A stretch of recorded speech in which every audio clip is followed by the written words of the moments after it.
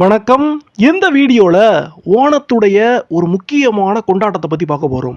ஓணம் திருவிழா எப்படியெல்லாம் கொண்டாடப்படுது அப்படின்னு கேட்டோம்னா, அது ஒரு 10 நாள் திருவிழாவா கொண்டாடுவாங்க. ஒவ்வொரு நாளுக்கும் ஒவ்வொரு சிறப்பு இருக்கு.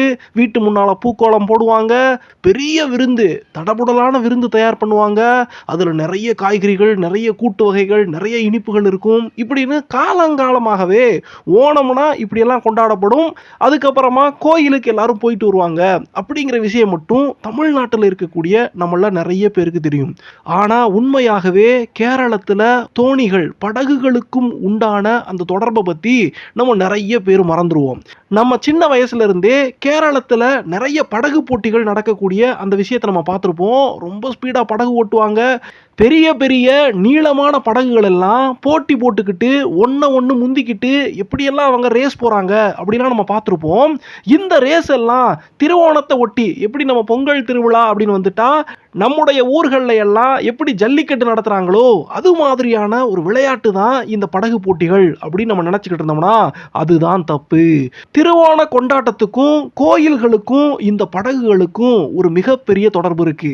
இது வெறும் போட்டி, சந்தோஷம் அது மட்டும் கிடையாம சாமிகளுக்கு நேர்த்தி கடனாக இந்த படகுகள் எல்லாம் எப்படி கோயிலுக்கு வந்து சேருது, இந்த படகுகள் ஒரு காலகட்டத்தில் போர் படகுகளாக இருந்து எப்படி இன்னைக்கு கோயிலுடைய பள்ளியோடங்களாக, அதாவது கோயிலுடைய சாமியுடைய படகுகளாக மாறுச்சு அப்படின்னு விலாவரியான அந்த வரலாறை இந்த வீடியோல பார்க்க போறோம்.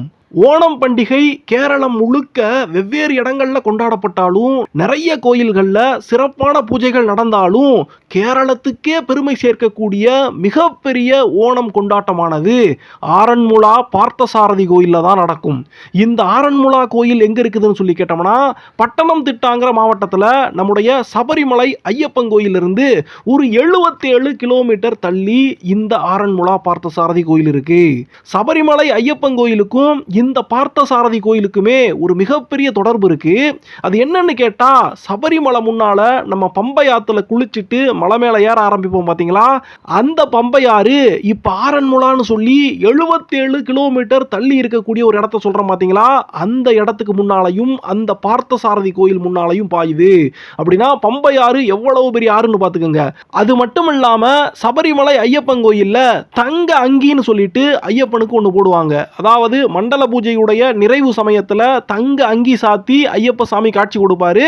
அதுக்கப்புறமா மண்டல பூஜையானது முடிஞ்சு அதுக்கப்புறம் கொஞ்ச நாள் நடை சாத்தப்பட்டு அப்புறம் மகர ஜோதிக்காக கோயில் திறப்பாங்க. அப்படி ஐயப்ப சாமி போடக்கூடிய அந்த தங்க அங்கியானது இந்த ஆரன்முளா பார்த்தசாரதி கோயில்ல இருந்து தான் புறப்பாடாகும். ஆரன்முளாவில் வச்சு தான் அந்த தங்க அங்கியானது காலங்காலமா மன்னர் காலத்திலிருந்தே பாதுகாக்கப்படுது. அப்படிப்பட்ட ஆரன்முளா பார்த்தசாரதிக்கும் இந்த திருவோண கொண்டாட்டத்துக்கும் ஒரு மிகப்பெரிய தொடர்பு இருக்கு. நம்ம நிறைய படங்கள்ல பார்த்த அந்த பெரிய பெரிய படகு போட்டிகள் எல்லாமே பம்பை ஆத்தங்கரையில இந்த ஆரன்முளாவுக்கு பக்கத்துல ஆரன்முளா பார்த்தசாரதி கோயிலுக்கு முன்னால இருக்கக்கூடிய அந்த பம்பை ஆத்துல வச்சு தான் அந்த பெரிய பெரிய படகு போட்டிகள்லாம் நடக்கும். இந்த படகுகளை பத்தியும் நம்ம நிறைய விஷயத்தை தெரிஞ்சுக்கணும். இந்த படகுகளை கேரளத்துல சுண்டான் வல்லம்னு சொல்லுவாங்க. வல்லம்னு சொன்னா அவங்க ஊர்ல ஓடம் படகு அப்படின்னு அர்த்தம். சோ சுண்டான் வல்லம் அப்படின்னு சொல்லுவாங்க. பள்ளியோடம், அதாவது கோயில்களுக்கு உண்டான அந்த படகுகளை பூரா பள்ளியோடம்னு சொல்லுவாங்க. இந்த பள்ளியோடங்கள் எல்லாமே கோயில்களுக்கு சொந்தமானது அப்படின்னு சொன்னாலும் கோயில் முன்னால பார்த்தசாரதி, ஆரன்முளா பார்த்தசாரதி கோயில் முன்னாலேயே அது இருக்காது. இது ஆரன்முளா பார்த்தசாரதி கோயில்ல இருந்து ஒரு 10-12 கிலோமீட்டருக்கு முன்ன பின்ன இருக்கக்கூடிய நிறைய ஊர்கள், நிறைய கிராமங்கள், ஒரு 52 கிராமங்களை சொல்றாங்க. அந்த 52 கிராமங்களும் பம்பையாத்தம் கரையிலேயே அமைஞ்சிருக்கும். அந்த ஒவ்வொரு ஊர்லயும் அவங்க ஒரு தோணி, ஒரு படகு, பள்ளியோடம்னு சொல்லிட்டு அந்த ஊருடைய பெருமையாக அவங்க வச்சிருப்பாங்க. வருஷா வருஷம் ஓணம் திருவிழா எப்போ கொண்டாடப்படுதோ அன்னைக்கு அந்த பள்ளியோடங்கள் எல்லாமே ஆரன்முளா பார்த்தசாரதி கோயிலுக்கு ஓட்டி வரப்படும். அது மட்டும் இல்லாம அந்த ஓடத்தை ஓட்டி வரக்கூடியவங்களுக்கு இந்த பார்த்தசாரதி கோயில வச்சு ஒரு மிகப்பெரிய விருந்து நடக்கும். ஓணம் சத்யான்னு கேள்விப்பட்டிருப்பீங்க. திருவோண சத்யா விருந்துன்னு சொல்லி அந்த விருந்தானது இந்த பார்த்தசாரதி கோயில்ல தயார் பண்ணப்பட்டு இந்த படகுகளை ஓட்டி வரக்கூடியவங்களுக்கு கொடுக்கப்படும். சரி, எல்லாம் புரியுது. ஆனா திருவோண தினத்தன்னைக்கு ஏன் குறிப்பா இந்த படகுகள் எல்லாம் ஆறன்முளா பார்த்தசாரதி கோயிலுக்கு வரணும்? அதுக்கு பின்னால என்ன காரணம் இருக்கு அப்படின்னு சொல்லி கேட்டா, பல நூறு வருஷங்களுக்கு முன்னால கேரளத்துல ஒரு குறிப்பிட்டு சொல்லும்படியான வரலாறு நடந்திருக்கு. அது என்னன்னா, கேரளத்துல இருக்கக்கூடிய காட்டூர் அப்படிங்கிற ஊர்ல இருக்கக்கூடிய பட்டாத்ரின்னு சொல்றாங்க. அதாவது ஒரு கோயிலுடைய தலைமை பூசாரியாக, தலைமை அர்ச்சகராக இருக்கக்கூடியவரை பட்டாத்ரிங்கிறாங்க. அப்படி காட்டூர்ல இருந்த மாங்காடு இல்லத்தை சேர்ந்த பட்டாத்ரி ஒருத்தருக்கு பலகாலமாக குழந்தை பாக்கியமே இல்லாம இருக்க போக, அவரு ஆறன்முளா பார்த்தசாரதி சாமி கிட்ட தனக்கு ஒரு குழந்தை பாக்கியம் கொடுக்கணும் அப்படின்னு வேண்டிக்கிட்டதாகவும், கொஞ்ச காலம் கழிச்சு அவருக்கு ஒரு குழந்தை பிறக்குது. அந்த குழந்தை இந்த பார்த்தசாரதி சாமியுடைய அருளால தான் பிறந்துச்சு அப்படின்னு சாமிக்கு என்னென்னைக்கும் நன்றி கடன் பட்டவராக ஒரு மிகச்சிறந்த பக்தராக இருந்திருக்காரு. அவரு வருஷா வருஷம் ஓணத்தை கொண்டாடும் போது அவர் சாப்பிட்றதுக்கு முன்னால ஒரு பிரம்மச்சாரிக்கு உணவு கொடுத்துட்டு அவருடைய வீட்டில் நடக்கக்கூடிய அந்த திருவோண விருந்துல அந்த பிரம்மச்சாரி சாப்பிட்டதுக்கு அப்புறமா தான் இவர் சாப்பிடக்கூடிய வழக்கத்தை அதிலிருந்து கடைபிடிக்க ஆரம்பிச்சிருக்காரு. இப்படியாக சில காலமானது போய்கிட்டு இருக்கும்போது ஒரு நாள் அந்த திருவோண விருந்தை தயார் பண்ணிக்கிட்டு யாராவது பிரம்மச்சாரி தன்னுடைய வீட்டுக்கு சாப்பிட வரமாட்டாங்களா அப்படின்னு அவர் எதிர்பார்த்து காத்திருக்கும் போது அன்னைக்குன்னு பார்த்து யாருமே வரல. அதனால யாராவது வந்து இங்க சாப்பிட்ற வரைக்கும் நான் இனிமேல் சாப்பிடவே மாட்டேன்னு சொல்லிட்டு அந்த பட்டாத்திரி தன்னுடைய விரதத்தை ரொம்பவே கடுமைப்படுத்திக்கிறாரு. அதனால பட்டாத்திரி மேல இறக்கப்பட்ட கிருஷ்ண பகவான் ஒரு சின்ன குழந்தையாக வீட்டுக்கு போய் அந்த விருந்தை சாப்பிட்டுட்டு தன்னுடைய பக்தரான இந்த பட்டாத்திரிக்கு ஆறன்முளா பார்த்தசாரதி கோயில்ல ஒவ்வொரு திருவோணத்துக்கும் இதே மாதிரி விருந்து கொடுக்கணும் அப்படின்னு சொல்லிட்டு போயிட்டாராம். அதனால பட்டாத்திரி அதுக்கப்புறமா வரக்கூடிய ஒவ்வொரு வருஷத்துலையும் இந்த ஓணம் பண்டிகை நடக்கும் போது ஆறன்முளா பார்த்தசாரதி கோயிலுக்கு போய் அங்க தடபுடலா விருந்து தயார் பண்ணி அங்க வரக்கூடிய பக்தர்களுக்கெல்லாம் விருந்து கொடுக்கக்கூடிய அந்த ஒரு வழக்கத்தை கடைபிடிக்க ஆரம்பிச்சாரு. இப்படியாக நிறைய தடவை இப்படி ஆறன்முளா பார்த்தசாரதி கோயில்ல திருவோண விருந்தானது இந்த காட்டூர் மாங்காடு இல்ல பட்டாத்திரியால கொடுக்கப்பட்டு வரும்போது எந்த விஷயத்தை தெரிஞ்சுக்கிட்ட ஒரு கொள்ளக்கார கூட்டமானது ஒரு சமயத்துல அவரு திருவோண விருந்து கொடுக்கிறதுக்காக தன்னுடைய ஊர் காட்டூர் அந்த மாங்காட்டு இல்லத்துல இருந்து ஒரு பெரிய தோணி நிறைய பொருட்களை எல்லாம் ஏத்திக்கிட்டு விருந்துக்கு தேவையான பொருட்கள், பணம் இதையெல்லாம் எடுத்துட்டு அவரு ஆறன்முளா பார்த்தசாரதி கோயிலுக்கு அந்த தோணியில வந்துகிட்டு இருக்கும்போது கொள்ளையர்கள் இவங்க கிட்ட இருக்கக்கூடிய பொருட்களை எல்லாம் கொள்ளையடிக்க வர்றாங்க. இந்த விஷயத்தை கேள்விப்பட்டு அந்த கரையோரமாக அவர் கிராஸ் பண்ணி அந்த தோணியில வந்துகிட்டு இருக்கும்போது அந்த கரையோரத்தில் இருக்கக்கூடிய மக்கள் எல்லாரும், அந்த கிராமத்து மக்கள் எல்லாரும் அவங்க ஊர்ல இருக்கக்கூடிய படகுகளை எடுத்துட்டு வந்து இந்த கொள்ளையர்களை விரட்டி அடிச்சு அந்த பட்டாத்திரி சாமி காட்டூர்ல இருந்து கொண்டு வரக்கூடிய அந்த விருந்துக்கு தேவையான பொருட்களை எல்லாம் பத்திரமாக ஆறன்முளா பார்த்தசாரதி கோயில்ல போய் சேர்க்கிறதுக்கு அவங்க உதவியாக அவர் கூடவே அவங்க ஊர்ல இருந்து அவங்களுடைய சொந்த படகுகள் எடுத்துக்கிட்டு இந்த பார்த்தசாரதி கோயில் வரைக்கும் அந்த திருவோண பொருட்களை ஏத்தி வந்த திருவோண தோணியோடையே சேர்ந்து இவங்களுடைய படகுகளும் வந்து சேர்ந்துச்சு. இந்த படகுகள் எல்லாமே, அதாவது ஊர்க்காரங்க அவங்களுடைய சொந்த ஊர்ல வச்சிருந்த அந்த படகுகளை எடுத்துட்டு வந்தாங்க பாருங்க. இந்த படகுகள் எல்லாமே ஒரு காலகட்டத்தில் போருக்காக பயன்படுத்தப்பட்ட படகுகள். அரசர்களுடைய ஆட்சி எல்லாம் முடிவுக்கு வந்ததுக்கு அப்புறமா இந்த படகுகள் எல்லாமே கோயிலுக்கான படகுகளா, பள்ளியோடங்களாக மாற்றப்பட்டுச்சு. அன்னைக்கு பல நூறு வருஷங்களுக்கு முன்னால நடந்த அந்த ஒரு சம்பிரதாயத்தை கடைபிடிக்கும் விதமா இன்னைக்கு வரைக்கும் திருவோணத்துக்கு காட்டூர் மாங்காடு இல்லத்திலிருந்து தலைமை பூசாரி அந்த பட்டாத்திரி திருவோண தோணியில நிறைய விருந்து செய்யறதுக்கு தேவையான பொருட்களை எல்லாம் ஏத்திக்கிட்டு கிளம்ப ஆரம்பிப்பாரு. அப்போ அந்த மாங்காடு ஊர்ல இருக்கக்கூடிய ஊர் மக்கள், பக்தர்கள் எல்லாரும் வந்து அவங்களால முடிஞ்ச மளிகை பொருட்கள், காய்கறிகள், பழங்கள் இப்படி நிறைய விஷயத்தை வந்து அந்த திருவோண தோணியில ஏத்துவாங்க. கோயில்ல இருந்து காட்டூர்ல இருந்து சாயங்காலம் ஒரு 6 மணி போல இந்த படகானது, இந்த திருவோண தோணியானது ஆறன்முளா பார்த்தசாரதி கோயிலுக்கு போறதுக்காக வருஷா வருஷம் கிளம்ப ஆரம்பிக்கும். சாயங்காலம் இன்னைக்கு 6 மணிக்கு கிளம்புறாங்கன்னா நாளைக்கு காலையில 4 மணி 5 மணிக்கெல்லாம் அவங்க ஆறன்முளா பார்த்தசாரதி கோயிலுக்கு போயிடுவாங்க. அன்னைக்கு அவங்க வந்து சேரக்கூடிய அந்த நாள் தான் திருவோணம், அந்த ஓணம் நடக்கக்கூடிய நாள். காலையில இவங்க கொண்டு வரக்கூடிய அந்த மளிகை ஜாமான்கள் அத்தனை பொருட்களை வச்சு கோயில்லையே தடபுடலா விருந்து தயார் பண்ண ஆரம்பிப்பாங்க. அன்னைக்கு மதியத்துல அந்த மிகப்பெரிய விருந்தானது, ஓணம் சத்யான்னு சொல்லப்படக்கூடிய அந்த பெரிய விருந்தானது படகோட்டி வரக்கூடிய இந்த திருவோண தோணிக்கு துணைக்கு வரக்கூடிய, பாதுகாப்பா வரக்கூடிய அத்தனை படக ஓட்டக்கூடியவங்களுக்கும் அந்த ஓண சத்யா விருந்தானது கொடுக்கப்படும். திருவோண தோணியானது காட்டூர் அப்படிங்கிற ஊர்ல இருந்து கிளம்பும்னு சொன்ன பாத்தீங்களா, அந்த ஊரானது இந்த ஆரன்முளா பார்த்தசாரதி கோயில இருந்து 12 கிலோமீட்டர் தொலைவில் இருக்கு. முந்தின நாள் சாயங்காலத்துல அந்த திருவோண தோணியானது காட்டூர்ல இருந்து கிளம்பும் போது அங்க கோயிலுக்குள்ள வச்சு சாமி கும்பிட்டு அந்த காட்டூர் கோயில்ல இருந்து அடனாயம்பூன்னு சொல்லக்கூடிய சுக்கான் துடுப்பு, அதாவது ஒரு பெரிய துடுப்பா இருக்கும், அந்த படகு எந்த திசையில போகணும் அப்படிங்கிறதே அந்த பெரிய துடுப்பை வச்சு தான் அந்த பக்கமும் இந்த பக்கமும் ஆட்டி கரெக்டா போட்டுடைய அந்த டைரக்ஷனை முடிவு பண்ணுவாங்க. அந்த பெரிய துடுப்பானது அந்த ஊருடைய தலைவர் இல்லைன்னா அந்த போட்டுடைய ஆசான், அந்த போட்லயே மூத்தவர் இருப்பார் பாருங்க, அந்த போட்டையே வழி நடத்தக்கூடியவருக்கு அந்த சுக்கான் துடுப்பானது கோயிலிருந்து கொடுக்கப்படும். அதுக்கப்புறமா ஒரு 18 பேரோட வந்து மாங்காடு இல்லத்துடைய பட்டாத்திரி அந்த படகுல ஏற ஆரம்பிப்பாரு. அப்படி அவங்க ஏறி கிளம்பி போய்கிட்டு இருக்கும் போதே அவங்களோடைய வழியில நிறைய பள்ளியோடங்கள், அந்தந்த ஊர் அவங்க கடந்து போகும்போது நிறைய பள்ளியோடங்கள் அவங்களோட சேர்ந்துக்கிட்டே வர ஆரம்பிக்கும். இப்படியாக அவங்க கிளம்பி வராங்கன்னு சொன்னா சாயங்காலம் கிளம்பி ராத்திரி பூரா பயணப்பட்டு வருவாங்க. இப்படி பயணப்பட்டு வரக்கூடிய வழியில எல்லாம் படகானது நம்ம ஊரை தாண்டி போகுது, நம்ம ஊரை தாண்டி போகுது அப்படின்னு மக்கள் எல்லாம் தெரிஞ்சுக்கும் போது அந்த ஆத்தங்கரையில வந்து நின்று சாமி கும்பிட்டு அந்த நேரத்தில் நிறைய வான வேடிக்கைகள்லாம் போடுவாங்க. நிறைய பேர் சின்ன சின்ன விளக்குகளை எல்லாம் ஏற்றி அந்த ஆத்தங்கரையில் இந்த திருவோண தோணி போகும்போது அந்த ஆத்துக்குள்ள விடுவாங்க. இப்படியாக ராத்திரி முழுக்க ஒரே கொண்டாட்டத்தோடு இந்த திருவோண தோணியானது பயணப்பட்டு வந்துகிட்டே இருக்கும். அப்படி வரும்போது 2 இடத்துல இந்த திருவோண தோணியானது நின்று வரும்.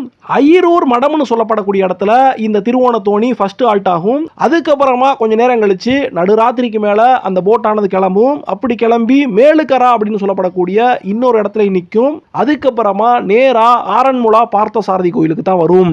இப்படி வரக்கூடிய வழியில நிறைய பள்ளியோடங்கள் இந்த திருவோண தோணி கூட சேர்ந்துக்கிட்டே வந்து விடிய காலையில பொழுது புலரும் போது அத்தனை ஓடங்களும் அந்த பள்ளியோடங்களும் இந்த முக்கியமான திருவோண தோணியும் கோயிலுக்கு வந்து சேர்ந்துரும். இதுல இவங்க அலுப்பு தெரியாம இருக்கிறதுக்கு ஒரு பாட்டு பாடுறாங்க, படகு பாட்டு. அந்த பாட்டை வஞ்சி பாட்டுன்னு சொல்றாங்க. அதுல சாமியுடைய வரலாறு, திருவிளையாடல்கள், சாமியுடைய நாம சங்கீர்த்தனம் இதையெல்லாம் சேர்த்து நிறைய ஒரு அருமையான பாட்டானது பாடுறாங்க. இப்படி திருவோண தோணி ஆரன்முளா பார்த்தசாரதி கோயிலுக்கு வந்து விருந்தெல்லாம் மதியானம் முடிஞ்சு அன்னைக்கு ராத்திரி கோயில்ல அத்தாள பூஜைன்னு சொல்லுவாங்க. அந்த பூஜை தான் கடைசி பூஜை. அது முடிஞ்சதுக்கு அப்புறமா கோயிலுடைய நடையானது சாத்தப்படும். அந்த அத்தாள பூஜை முடிஞ்சதுக்கு அப்புறமா அந்த ஆரன்முளா பார்த்தசாரதி கோயில்ல இருக்கக்கூடிய அந்த அர்ச்சகர் இங்க காட்டூர்ல இருந்து வந்து சேர்ந்திருக்கக்கூடிய அந்த பட்டாத்திரி, அந்த முக்கியமானவர் இருக்கார் பாத்தீங்களா, அவருடைய கையில ஒரு பணப்பைய கொடுப்பாரு. இந்த பணப்பை என்னன்னா விருந்து தயார் பண்றதுக்காக நிறைய பணத்தையும் இந்த பட்டாத்திரி கொண்டு வந்து கோயிலுடைய அர்ச்சகர்கிட்ட கொடுத்திருப்பாரு. அதனால விருந்து முடிஞ்சதுக்கு அப்புறமா மிச்சம் இருக்கக்கூடிய பணத்தை எல்லாம் அந்த ஆரன்முளா பார்த்தசாரதி கோயிலுடைய அர்ச்சகர் கொண்டு வந்து பட்டாத்திரி கிட்ட கொடுப்பாரு. பட்டாத்திரி அந்த பணத்தை ஒரு ஃபார்மாலிட்டிக்காக வாங்கிக்கிட்டு மறுபடியும் ஆரன்முளா பார்த்தசாரதி கோயிலுடைய களஞ்சியத்திலேயே அந்த பொருளை சேர்த்துட்டு தன்னுடைய ஊரை நோக்கி காட்டூரை நோக்கி கிளம்ப ஆரம்பிப்பாரு. எந்த ஒரு விஷயம்தான் ஓணத்துல கேரளத்திலேயே ரொம்ப முக்கியமாக பார்க்கக்கூடிய ஒரு விசேஷம். இப்போ நம்ம பார்த்தபடி ஓணம் திருநாள் அன்னைக்கு தான் அந்த மிகப்பெரிய விருந்தானது நடக்கும் அப்படின்னு நம்ம தெரிஞ்சுக்கிட்டோம். ஆனா உண்மையில ஓணம் ஆரம்பிக்கிறதுக்கு 2 மாசத்துக்கு முன்னால இருந்தே நிறைய கிராமங்கள்ல இருந்து நிறைய படகு ஓட்டக்கூடிய இந்த மாதிரியான மக்களுக்கெல்லாம் 2 மாசமாகவே அழைப்பு விடுக்கப்பட்டு 2 மாசமும் அவங்களுக்கு ஓணம் சத்யா விருந்தானது கொடுக்கப்பட்டுக்கிட்டே இருக்கும். கரெக்டா அந்த கடைசி நாளில் முன்னால காலத்தில் கடைபிடிக்கப்பட்ட அந்த வழக்கத்தை, அந்த பெருமையை அவங்க பறைசாற்றும் விதமாக சில பள்ளியோட குழுமங்களுக்கு மட்டும் அழைப்பு விடுக்கப்பட்டு அவங்களுக்கான விருந்தானது பரிமாறப்படும். இப்போ சுண்டான் வல்லம், பள்ளியோடம், பாம்பு படகுகள் அப்படின்னு சொல்லப்படக்கூடிய இந்த படகுகளுடைய வரலாறை பத்தி தெரிஞ்சுக்கிறோம். இந்த படகு பார்க்கறதுக்கே வித்தியாசமா இருக்கும். பாம்பு படமெடுத்து நிக்கிற மாதிரி இருக்கிறதுனால தான் இதுக்கு பாம்பு படகுனே பேர் வந்துச்சு. ஆனா ஏன் இப்படி வித்தியாசமான ஒரு படகை அவங்க பண்ணாங்க அப்படின்னு நம்ம புரிஞ்சுக்கணும். கேரளத்திலேயே பார்த்தாலே நிறைய விதமான படகுகளை நம்ம பார்க்க முடியும். ஆனா இந்த படகுகள் மட்டும் வித்தியாசமா, இந்த பள்ளியோடங்கள் மட்டும் பாம்பு மாதிரி ஏன் இவ்வளவு உயரமா தலையை தூக்கி நிக்குது அப்படின்னு சொல்லி கேட்டோம்னா, அதாவது 14வது நூற்றாண்டுன்னு சொல்றாங்க. அந்த சமயத்துல நிறைய சிற்றரசர்கள் இந்த பகுதி ஆட்சி பண்ணும்போது அதுல செம்பகச்சேரி அப்படிங்கிற பகுதியை ஆட்சி பண்ண ராஜாவுக்கும் காயங்குளம் அப்படிங்கிற பகுதியை ஆட்சி பண்ண ராஜாவுக்கும் ஒரு சமயத்துல போர் வந்திருக்கு. அந்த போர்ல காயங்குளம் படகுகள் எல்லாம் செம்பகச்சேரி ராஜாவுடைய படகுகளை எளிதா வீழ்த்திடுறாங்க. என்ன காரணம்னு கேட்டா, செம்பகச்சேரி படகுகளால ரொம்ப ஸ்பீடாவும் போக முடியல, பெரிய லோடு கெப்பாசிட்டியும் அதனால தாங்க முடியல. அதனால செம்பகச்சேரி தோத்து போயிருது. இருக்குது. அந்த சமயத்துல செம்பகச்சேரி ராஜாவான தேவநாராயணர் என்ன பண்றாரு, அந்த நாட்டுல இருந்த இந்த படகு செய்யக்கூடிய ஆசாரிகளை பூராத்தையும் கூப்பிடுறாரு. நிறைய வெயிட் தாங்கக்கூடிய, அதே நேரத்துல ரொம்ப ஸ்பீடா போகக்கூடிய ஒரு படகை செய்யறதுக்கு அவங்களுக்கு ஆணை போடுறாரு. அப்போ ஸ்தபதி சாஸ்திரம் அப்படின்னு சொல்லி அந்த காலகட்டத்தில் இருந்த அந்த சாஸ்திரங்களை எல்லாம் ஆராய்ச்சி பண்ணி ஒரு ஆசாரி கரெக்டான ஒரு மாடலை கண்டுபிடிச்சிட்டேன்னு சொல்லிட்டு ஒரு படகை வடிவமைக்கிறாரு. அதுல ஏகப்பட்ட நுணுக்கங்கள் இருக்கு. அதுல ஒரு விஷயம்தான் இந்த பாம்பு மாதிரி அந்த படகுடைய பின்புறத்துல உயரமாக வைக்கக்கூடிய அந்த ஒரு அமைப்பானது உருவாக்கப்பட்டுச்சு. இந்த படகுடைய வடிவமைப்பானது 100 வீரர்களுக்கு மேலையும் ஏத்திட்டு போகக்கூடிய அளவுல இருக்குது. அது மட்டும் இல்லாம பழைய படகுகளை விட ரொம்பவே ஸ்பீடாகவும் போக முடியும். ஒரு நிமிஷத்துல இந்த படகுக்குள்ள உட்கார்ந்து 100ல இருந்து 120 முறை துடுப்பானது போட முடியும் அப்படின்னு சொல்றாங்க. 5 நிமிஷத்துல இந்த படகுகளால 1.4 கிலோமீட்டர் வரைக்கும் போகக்கூடிய அளவுல ரொம்ப தரமான படகுகளா உருவாக்கப்பட்டுச்சு. அது முதற்கொண்டு பல காலத்துக்கு இந்த படகுகள் போர் படகுகளாகவே இருந்து பிற்காலத்துல தான் இப்படி பள்ளி ஓடங்களாக, கோயிலுக்கான ஓடங்களாக மாற்றப்பட்டுச்சு. இன்னைக்கு தேதிக்கு இந்த படகுகளை செய்யறதுக்கு 60 லட்சம், 75 லட்சம், சில படகுகள் எல்லாம் 1 கோடி வரைக்கும் ஆகும் அப்படின்னு சொல்றாங்க. அவ்வளவு நுணுக்கங்கள் இந்த படகு செய்யறதுல இருக்கு. இப்படிப்பட்ட ஒரு படகை தயார் பண்றதுக்கு 12 ஆசாரிமார்கள் சேர்ந்து உழைச்சாங்கனாலே 7 மாசம் ஆகுமா, அந்த அளவுக்கு இதுல நுணுக்கங்கள் இருக்கு. ஒரு ஊருடைய பெருமையாக, நம்ம ஊர்ல எல்லாம் ஜல்லிக்கட்டு காளை, எங்க ஊர் காளைன்னு சொல்றதுல என்ன ஒரு பெருமை இருக்கோ அது போல இந்த ஓடமானது ஒரு ஊருடைய பெருமையாக இருக்கிறதுனால தான் இவ்வளவு செலவு பண்ணி இன்னைக்கு வரைக்கும் இந்த பள்ளி ஓடங்கள் பண்ணப்படுது. அது மட்டும் இல்லாம வருஷா வருஷம் இந்த படகுகளுக்கு பராமரிப்பு வேலைகளும் இருக்கு. அத்தனையும் பண்ணி அந்த ஊர் மக்கள் அவங்களுடைய ஊர்ல இருந்து சாமிக்கு செலுத்தக்கூடிய நேர்த்தி கடனாக இந்த பள்ளியோடங்களை பண்ணி வராங்க. இந்த படகுகள் பாம்பு மாதிரி இருக்கிறதுக்கு ஒரு காரணம் என்னன்னா, கிருஷ்ண பரமாத்மா இந்த படகுகள் ஆதிசேஷனுடைய வடிவமாக பாம்பு ரூபத்தில் இருக்கணும் அப்படின்னு வடிவமைக்க வச்சாரு அப்படின்னு ஒரு கருத்து சொல்லப்படுது. இந்த படகுல இருக்கக்கூடிய சில முக்கியமான அம்சங்கள் என்னன்னு சொல்லி கேட்டா, காட்டுப்பலா மரம்னு சொல்லப்படக்கூடிய ஒரு வகை மரத்தால தான் இந்த படகானது செய்யப்படும். இந்த மரங்கள் 100 அடிக்கு மேல உயரமா வளரக்கூடிய மரங்கள். அதனாலதான் அந்த மரத்தை அவங்க சூஸ் பண்ணிருக்காங்க. அது போக இந்த படகுடைய கடைசியில ஒரு 9 கோல்டு கலர்ல சின்ன சின்ன முத்திரைகள், சின்ன சின்ன வடிவங்கள் உருண்டை உருண்டையா வச்சிருப்பாங்க. அந்த வடிவங்கள் எல்லாம் நவகிரகங்களை குறிக்குது அப்படின்னு சொல்லப்படுது. அப்புறம் படகுடைய கடைசியில ஒரு 4 பேர் நிப்பாங்க. அந்த 4 பேர் 4 வேதங்களை குறிக்கும் விதமாக நிக்கிறாங்கன்னு சொல்றாங்க. 64 பேர் இந்த படகை ஓட்டுவாங்க. அதனால அந்த 64 பேரும் 64 கலைகளை குறிக்கும் விதமாக இருக்குன்னு சொல்றாங்க. இது போக படகுக்கு மத்தியில நின்று ஒரு 8 பேரு அந்த படகு பாட்டுன்னு சொல்லப்படக்கூடிய பாட்டை பாடுவாங்க. அவங்கெல்லாம் அஷ்டதிக் பாலகர்களை குறிக்கிறாங்கன்னு சொல்றாங்க. இதுல படகுக்கு பின்னால இருக்கக்கூடிய அந்த 4 பேர் இருக்காங்க பாத்தீங்களா, அவங்கள பத்தி தெரிஞ்சுக்கணும். அந்த 4 பேர்ல ஒருத்தர் தான் ஊருடைய தலைவராக, ஆசானாக, பெரியவராக இருக்கிறாரு. அவருக்கு பேரு கார்னாவன் சொல்றாங்க, சில இடத்துல கரணாதன் சொல்றாங்க. அவர்கிட்ட தான் 12 அடி நீளத்தில் இருக்கக்கூடிய அந்த அடநயம்புன்னு சொல்லப்படக்கூடிய திசையை திருப்பக்கூடிய படகு எந்த பக்கம் போகணும் அப்படின்னு முடிவெடுக்கக்கூடிய அந்த மிகப்பெரிய துடுப்பானது இருக்கும். அவரு கூடயே சேர்ந்து அவருக்கு கீழே இன்னும் 3 பேர் இருப்பாங்க. இவங்க அத்தனை பேரும் சேர்ந்து தான் படகுடைய திசையை தீர்மானிக்கிறாங்க. இந்த படகுல செருப்பு போட்டு ஏற மாட்டாங்க, சட்டை போட்டு ஏற மாட்டாங்க, வேட்டியும் துண்டும் மட்டும்தான் வச்சுக்கிட்டு இந்த படகுல ஏற முடியும். ஏன்னா இந்த படகையே அவங்க சாமி மாதிரி தான் பார்க்குறாங்க. நம்முடைய ஊர்ல அழகு குத்தி ரதம் இழுத்து வர்றது எப்படி ஒரு விசேஷமா கடைபிடிக்கப்படுதோ அது மாதிரி இந்த படகுகளை சாமிக்காக ஓட்டி வரதை அவங்க முக்கியமான ஒரு நேர்த்தி கடனாகவே பார்க்குறாங்க. இந்த படகுல ஏறுறதுக்கு விரதம் இருந்து பல காலமாக சுத்தபத்தமாக இருந்தா தான் படகுல ஏற முடியும். வெளியாட்களையும் ஏற விட மாட்டாங்க. பெண்களையும் இந்த குறிப்பிட்ட பள்ளியோடம்னு சொல்லப்படக்கூடிய இந்த சுண்டான் வெள்ளம் படகுகளில் ஏற விட மாட்டாங்க. இந்த படகுகளை எல்லாம் பாதுகாக்கிறதுக்காகவே ஒவ்வொரு ஊருடைய ஆத்தங்கரையிலையும் பள்ளியோட புறா அப்படின்னு சொல்லிட்டு பெரிய ஷெட் போட்டு வச்சிருப்பாங்க. இவ்வளவு பாரம்பரிய முக்கியத்துவம் இந்த படகுகளுக்கு இருந்தாலும் இந்த படகுகளுக்கு பின்னால சாமிக்கு நேர்த்தி கடன் செலுத்துறதை தாண்டி போட்டிகள் நடக்கக்கூடிய வழக்கம் இருக்கு. கேரளத்தில் நிறைய விதமான படகுகள் இருக்கு, நிறைய விதமான போட்டிகள் இருக்கு. அதனால நம்ம வித்தியாசங்களை புரிஞ்சுக்கணும். இப்போ நம்ம சொல்லக்கூடிய இந்த பாம்பு படகுகள் வகை, இந்த சுண்டான் வெள்ளம் படகுகள்ல இதுவரைக்கும் எத்தனையோ போட்டிகள் நடந்தாலும் காலங்காலமாகவே சாமிக்கு நேர்த்தி கடனாக வரக்கூடிய படகுகளாக இருக்கக்கூடியது இப்போ நம்ம பார்த்துக்கிட்டு இருக்கக்கூடிய இந்த ஆரன்முளா பார்த்தசாரதி கோயில் படகுகள் தான் காலங்காலமாக இருக்கக்கூடிய பழங்கால படகுகள். இங்கேயும் போட்டி நடத்துவாங்க. போட்டி எப்ப நடக்கும் அப்படின்னு சொல்லி கேட்டா, ஓணத்தை ஒட்டி உத்திரட்டாதி நட்சத்திரம் எப்ப வருமோ அப்பத்தான் இந்த ஆரன்முளா பார்த்தசாரதி கோயில் முன்னால அந்த படகு போட்டியானது நடத்தப்படும். இந்த படகு போட்டியில அந்த 52 கிராமங்களை சேர்ந்த 52 படகுகளும் வந்து கலந்துப்பாங்க. ஏன் ஓணம் அன்னைக்கு நடக்காம உத்திரட்டாதின்னு சொல்லப்படக்கூடிய இன்னொரு நாள்ல இந்த படகு போட்டி நடக்குது அப்படின்னு சொல்லி கேட்டா, இந்த கோயில்ல இந்த ஆரன்முளா பார்த்தசாரதி கோயில் இருக்கே, அதுக்குள்ள இருக்கக்கூடிய சாமிய அர்ஜுனன் மகாபாரத காலகட்டத்தில் அவர் பிரதிஷ்டை பண்ணது ஒரு உத்திரட்டாதி நட்சத்திரத்துல தான். அதனாலதான் அந்த நாளை ஒட்டி இங்கே அந்த மிகப்பெரிய படகு போட்டியானது நடத்தப்படுது. இந்த படகு போட்டிய உத்திரட்டாதி ஜலமேளா அப்படின்னு சொல்லுவாங்க. காலங்காலமாகவே இந்த படகுகள் கேரளத்துடைய ஒரு பாரம்பரிய சின்னமா இருக்கிறதுனால இப்படிப்பட்ட இந்த பள்ளியோடங்களை பாம்பு படகுகளை யுனெஸ்கோ கலாச்சார சின்னமாகவே அறிவிச்சிருக்கு. ஆனாலும் வருத்தப்பட வேண்டிய ஒரு விஷயம் என்னன்னா, காலங்காலமாகவே கேரளத்துடைய பெருமையாக இருக்கக்கூடிய இந்த போட்டிக்கு இன்னைக்கெல்லாம் படகு ஓட்டுறதுக்கு நிறைய பேர் பயிற்சி எடுத்துக்கிறது இல்ல. அதனால வெளியூர் ஆட்டக்காரங்களை எல்லாம் களத்தில் இறங்கி ஜெயிப்பாங்க அப்படின்னு சொல்லுவாங்க பாருங்க. அது மாதிரி எப்படி கிரிக்கெட்ல கபடியில எல்லாம் வெளியூர்காரங்களை எல்லாம் கூப்பிட்டு வந்து ஜெயிப்பாங்களோ, அத மாதிரி கேரளத்துக்குள்ளேயும் இப்போ மணிப்பூர், அசாம் இப்படி வெளியூர்ல இருக்கக்கூடிய வெளி மாநிலங்களில் இருக்கக்கூடியவங்களை எல்லாம் மொத்தம் இருக்கக்கூடிய அந்த 64 பேர்ல 30-40 பேரை கலந்து விட்டு இப்படியும் சில போட்டிகளில் பங்கேற்று பரிசுகள் எடுத்திருக்காங்க. அதனால கேரளத்தில் இருக்கக்கூடிய மக்கள் எல்லாரும் இது நம்முடைய பாரம்பரிய போட்டியா இருக்கிறதுனால நம்ம எல்லாரும் நம்ம ஊர்ல இருக்கவங்கள வச்சு பயிற்சி எடுத்து இந்த போட்டிகள் நடத்தணும் அப்படின்னு ஒரு கருத்தையும் சொல்றாங்க. எந்த வருஷத்திலையும் கேரளத்தில் சிங்க மாசம்னு சொல்லுவாங்க. நம்முடைய ஆவணி மாசமானது அங்க சிங்க மாசம்னு சொல்லப்படும். சோ சிங்க மாசம் உத்திரட்டாதியில இந்த ஆரன்முளா படகு போட்டியானது நடக்க ஆரம்பிக்கும். அதை வல்லம்களின்னு சொல்லுவாங்க.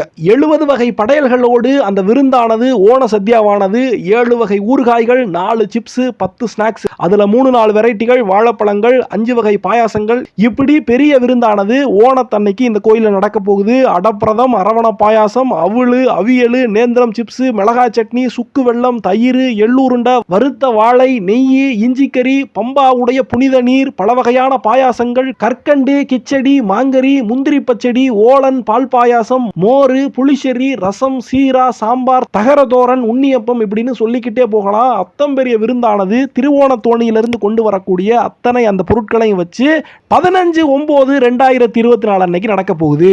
இந்த வீடியோ உங்களுக்கு பிடிச்சிருந்துச்சுன்னா ஒரு லைக் கொடுங்க. இந்த வீடியோ எப்படி இருந்துச்சுன்னு கமெண்ட்ஸ்ல சொல்லுங்க. நன்றி, வணக்கம்.